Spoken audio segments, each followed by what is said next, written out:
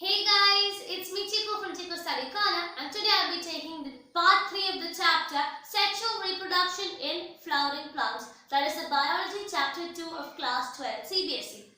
So, I'll be uploading notes in my description. Please go download it and read it for better understanding. And when you're watching your part 3, you make sure that you watch part 1 and part 2 because that's a continuation. So, let's get into the chapter. So, over here, the first point that we have to learn is something known as artificial hybridization.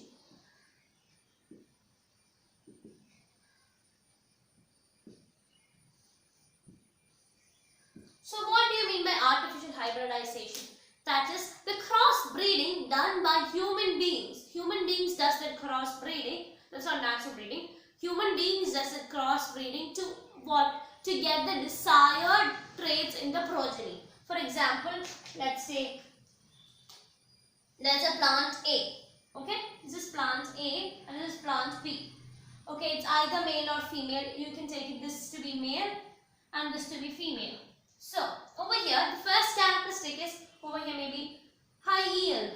And the second one, let's take disease resistant or drought resistant. Anything. Okay, I'll take drought resistant. Drought resistant. Okay, high yield, drought resistant.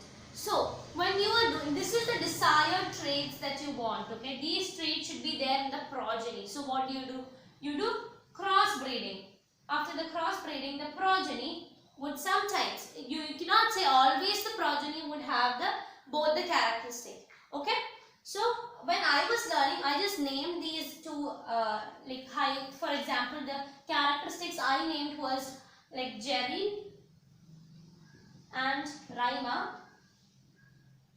And the first, this is the dominant trait over here, okay. RY and JER is the dominant traits of each of them respectively. So, after crossbreeding, you get another progeny that is C. It's A, B, C, no C, and that is Jerry. Talk about artificial hybridization. And how do you do artificial hybridization? There are some methods for it to do. So, let's learn the steps of artificial hybridization. So, the first step is selection of parents. If you want a progeny with, let's say, high yield and then like disease resistant. So, what should you do? You should select two parents with those particular dominant traits. So, first one is selection of parents. Okay. You selected the parents, and then the parents are not matured. They don't have any matured stigma or pollen grains. So what do? You take the pollen grains and store it. So next one is collection of pollen grains. And then let's see, if you take a flower and let's say, yeah, the flower is like this.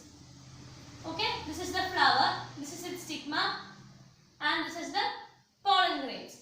If wind or some insects come, what will happen? They will come and feed on this, and the pollen grains has a chance of falling into the stigma, and there can happen autogamy. But we don't want that. We want artificial hybridization.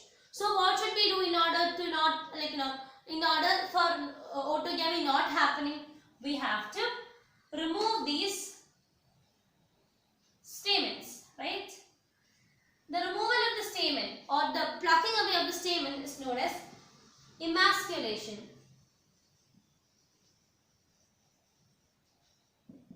That is, the male gamete is removed over here, okay? And then after removing, what happens? Even if you remove this, okay, there are other flowers in the surroundings. So when wind passes, what will happen? This can come and fall to this. So what will they do? They will bag this. They will put this in a bag. So what is it? Next step is bagging.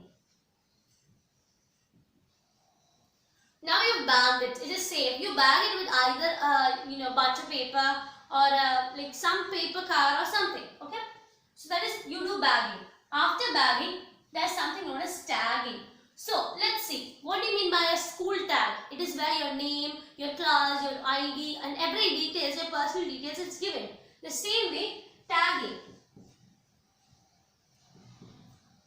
Over here also, the details of the plant. It's like, you know, the traits, when was it emasculated,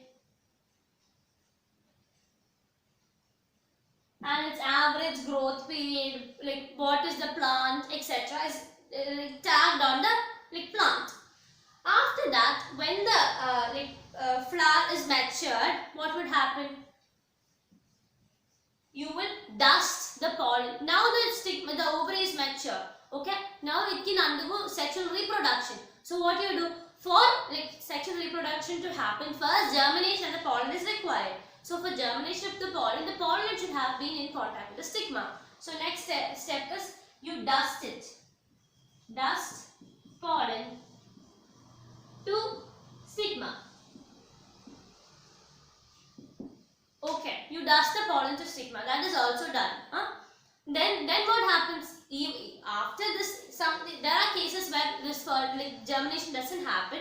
So it will take time, no? So what you have to do for further no contaminations? Again, that is bag. So that step is known as pre-bagging.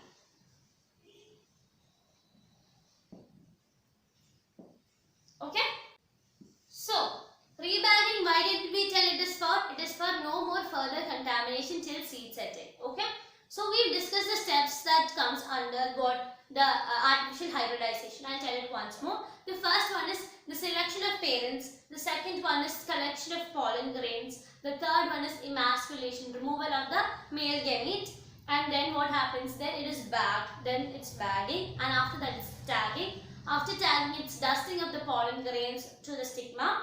And after that, it's rebagging. So this is the steps that come under artificial hybridization. And next we have to learn about double fertilization. Let's see what is that. Double fertilization. So, two male gametes are released from the pollen tube to the cytoplasm of the ovum. So, first, one male gamete would fuse with the egg cell. Okay, here what happens? Syngamy, fusion, and then there is one more male gamete. No, that male gamete, the other male gamete plus the two polar nuclei fuses. So since there is three,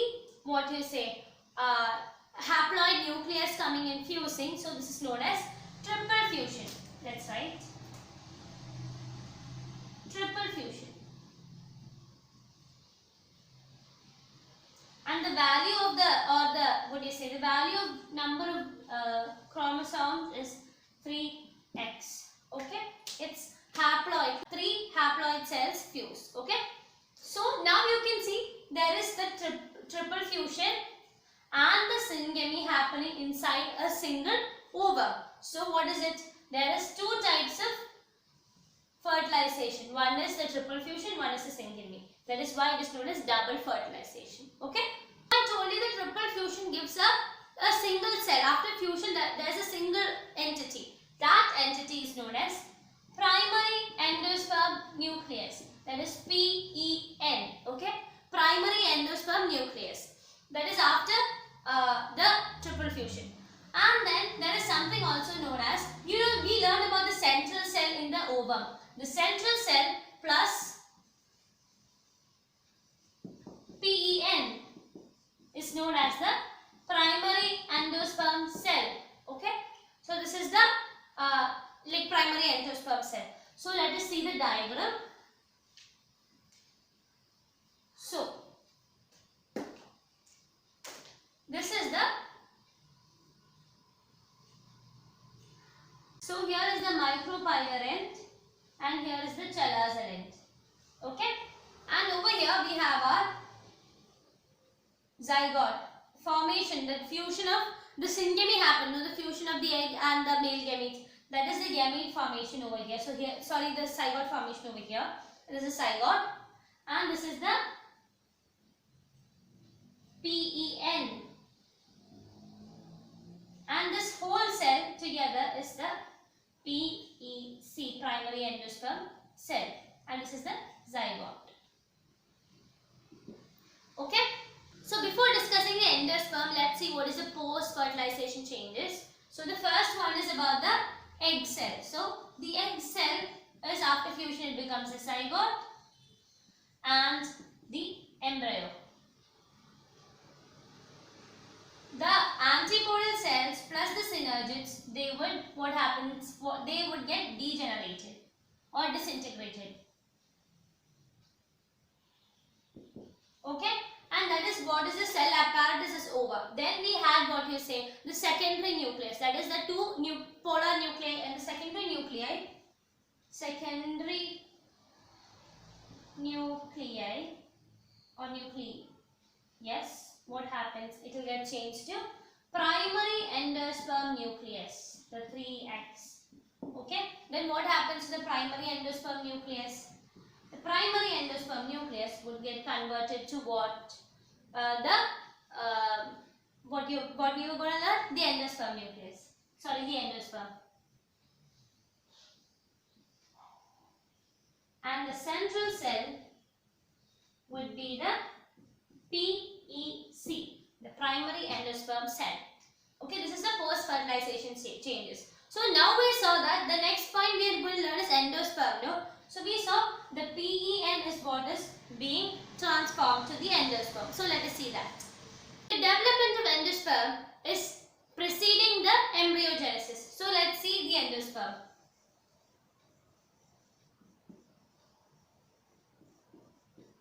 So we learned that from PEN only the endosperm is formed or generated. So how is that? PEN undergoes repeated mitosis. So repeated mitosis, and what would happen? So this is the cell, okay, and this is the zygote, and this was the primary endosperm nucleus. So what happens? This would undergo mitosis and it would be many. It will multiply so much, and these individual of them is called as endosperm nucleus. Okay, and this stage is known as nuclear endosperm.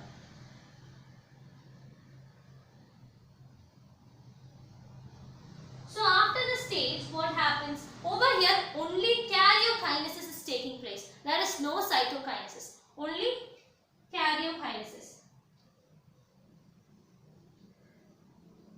So the next stage is when the cytokinesis takes place. So what will happen when cytokinesis takes place? Let's see. When cytokinesis takes place, so let's draw. This is the cell or the ova, and this is the zygote, and then there would be cells. It will transform to complete cells. Okay, the whole of them will transform to cell, and these endosperm would be used up. Okay, in some cases it won't be used up. So this cytokinesis taking place, and this all will have cells around it. Now the whole cell is filled with the cellular endosperm, and this stage is known as cellular endosperm. Okay, cellular endosperm. So in some case, what is it? The endosperm is used up before the seed maturation. For example, let's say the examples over here. So first one is before, no? So before seed maturation, that is groundnut, etc. And after the seed maturation or during the germination, it is coconut or castor. Okay, that is the examples. So next we'll discuss the case of coconut. Okay. So we all have seen coconut. Now how does a coconut look? Let's see that.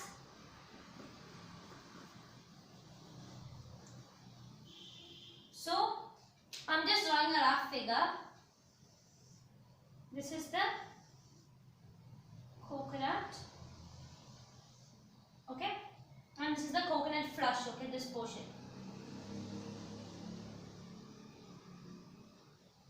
This is the coconut flush. And this is the coconut water. Okay. So this is the what? Nuclear endosperm. And this is the what? The cellular endosperm.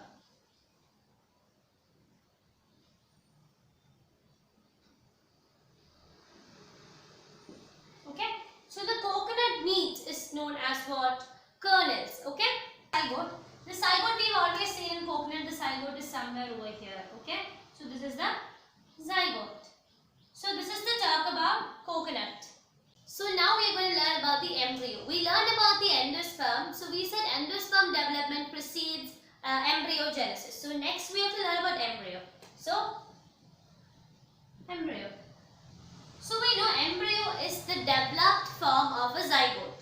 So for a zygote to develop or for embryogenesis to take place, there should be a certain amount of formation of endosperm. It is because it should ensure future nutrition for the developing embryo. Okay. So let's see the embryogenesis. So the first one, the zygote will undergo meiosis and will split into 4 cells. That is the proembryo. Okay. After this, what will happen? This will undergo meiosis and again its structure would change. Okay. Its structure would look like this now.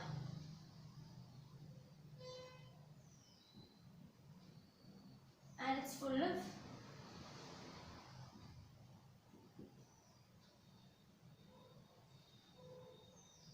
this structure fully it is filled. Okay. The cells are multiplying and then it's filled. Okay. It forms a a globular structure. So this is globular embryo. And after this step, what happens is it forms a heart-shaped embryo. Okay. Over here also it is fully this kind of cells. Okay. I'll show you the diagram. Okay. And then what happens is this structure is now inside the what? The ovum. And there is primary endosperm cell outside. No, sorry, the endosperm outside. The endosperm gets used up and later it forms the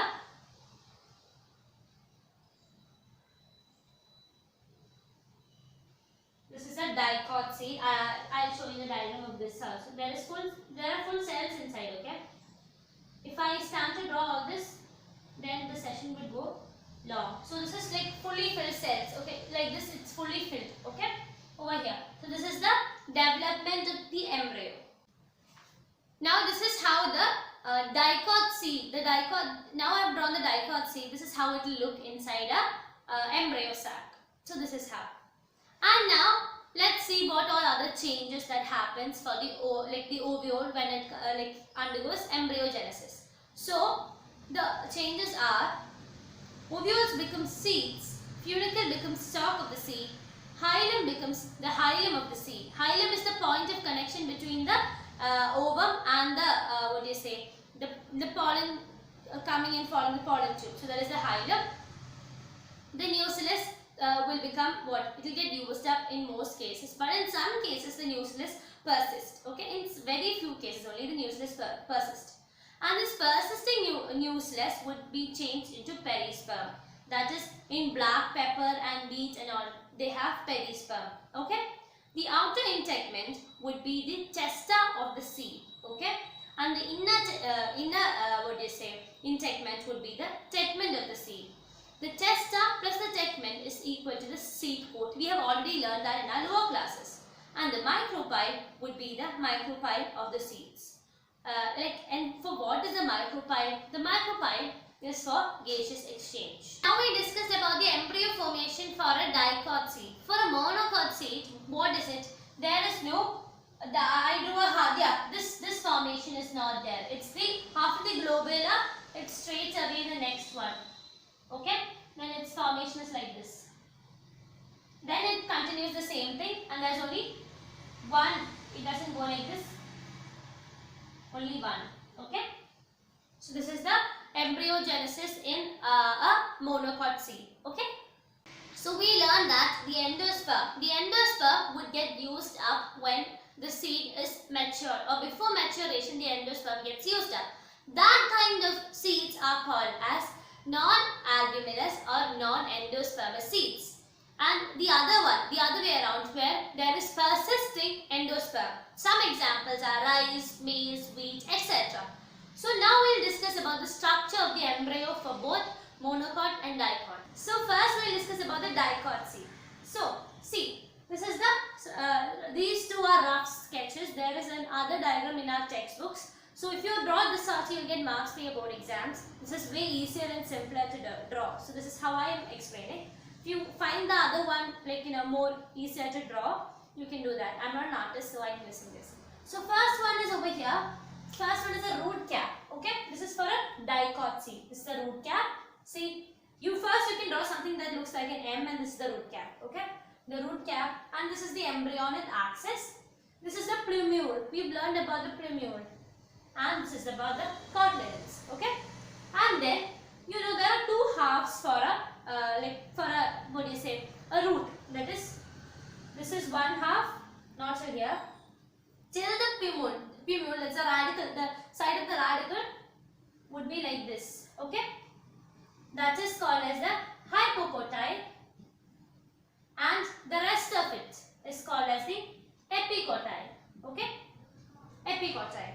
And over here, this is to talk about the dicot seed, dicot embryo. Okay, and now we are talking about the monocot embryo. So first one is, this is called the scutellum. Okay, then this is the coleoptile. Over here, the plumule is here. Over here, it is over here.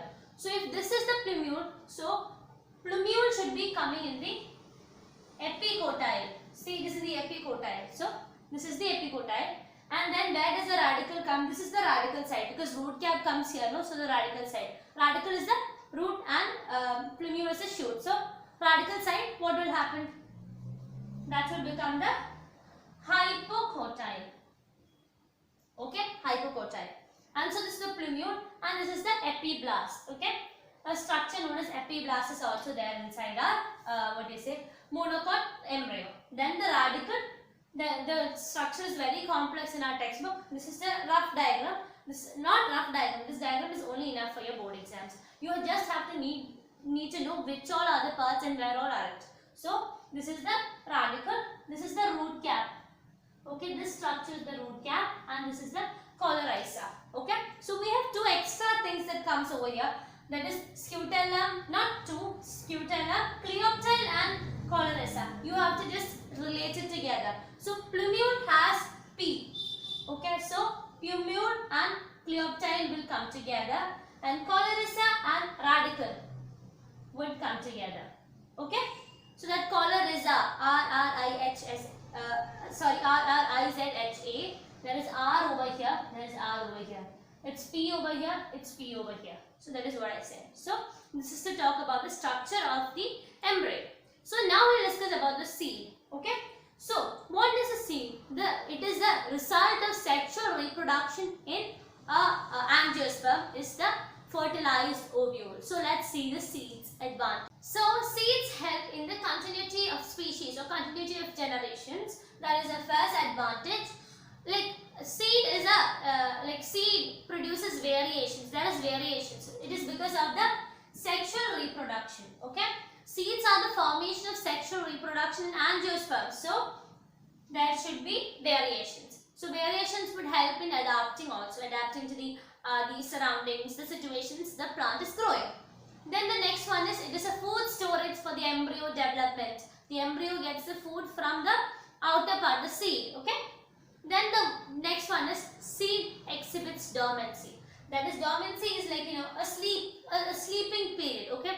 That is it the embryo is active, but embryo is living, but the cell as a whole it is inactive. Okay. That means it can be stored and then used again. It has a sleeping period, so it can stay like that, like it can stay inactive, but the embryo is living. So that is called as the dormancy. And then what is this no water? For fertilization, there is no water requirement. The water does not carry the gametes. The gametes are carried by the pollen tube. The pollen tube gives the gamete to the ovule. So in the case of angiosperms, there we learned in the previous things that bryophytes, pteridophytes and algae require water as a medium of transportation for transportation of gametes. Or for fertilization you require water, but in the case of angiosperms there is no requirement of water in most of the cases. And the next one is seed has got a huge number of dispersal methods. So what happens when there is a lot of dispersion? When there is dispersion, if there is close to each other, if there are two plants close to each other, let's take this is a coconut tree. The coconut trees are close to each other, very close, and there are other plants also very close to each other. What would happen? There would be competition for nutrients, there would be competition for water, sunlight, etc. So this is why dispersion is a must. And then a ripened ovary is what you call as a fruit. Let's see about fruits now. So when you talk about a fruit, let's see. It protects the seed, yeah? It protects the seed. Then what else? It is a medium of dispersion. Because of the fruit only, the animals come and eat it. So actually that is, over here there is 2 points. That is a good nutrient for animals. And then what? These animals after eating, they will throw the seeds here and there. So that is a mode of dispersion. Over here the plants grow. So this is a mode of dispersion. And then to talk about fruits, in very rare case, fruits are nourishment, or they give nourishing effect to the embryo or the seed. Okay. And there are some fruits we learned in the last chapter about parthenocarpy. Yeah. Parthenocarpy is without fertilizations, fruits are formed. Okay.